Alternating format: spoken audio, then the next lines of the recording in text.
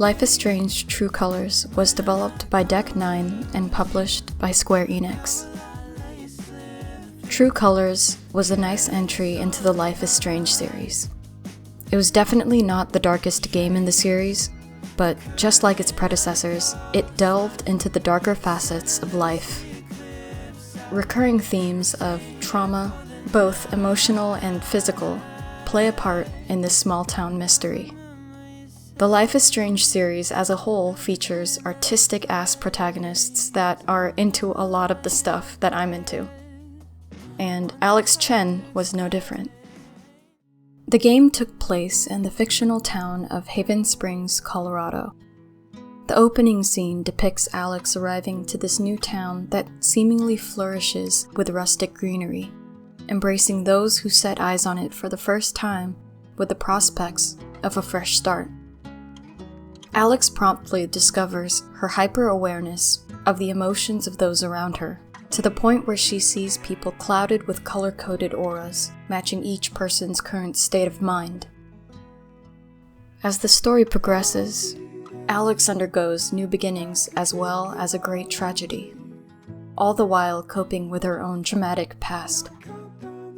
Alex befriends Haven Springs' own Steph Gingrich, the local radio host and record store employee, and Ryan Lucan, a local park ranger, among other townsfolk.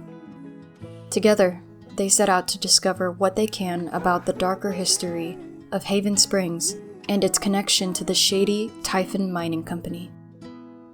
True Colors is split into 5 chapters and 1 DLC called Wavelengths, which depicts Steph's time working at the record store prior to Alex's arrival to Haven Springs.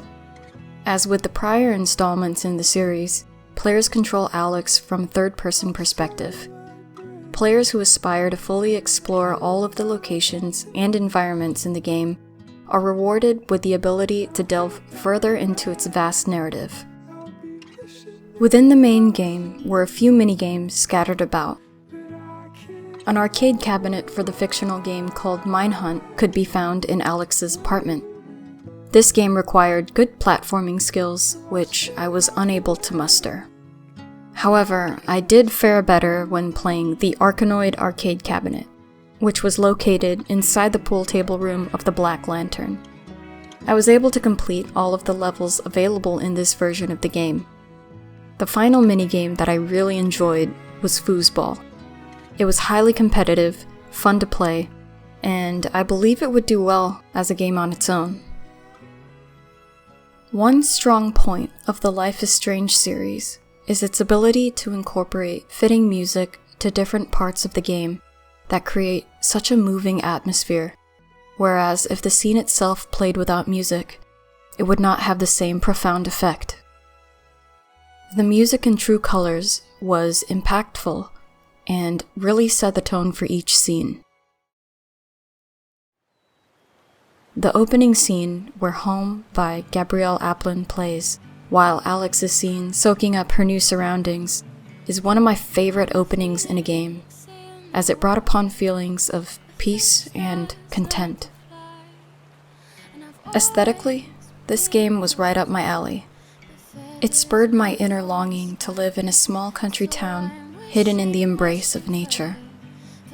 Other aspects of the game, such as its focus on the psychology of how trauma affects one's psyche in the long run, really adds to the game's realism. The game's narrative had its ups and downs, but with the combination of good writing and voice acting, each of the characters themselves, along with their relationships with those around them, felt very real. The game encompasses the real fragility of life itself and helps remind players, such as myself, that while life can be very dark at times, it is always important to not take those whom we love for granted, and to always be thankful, because life is too damn short.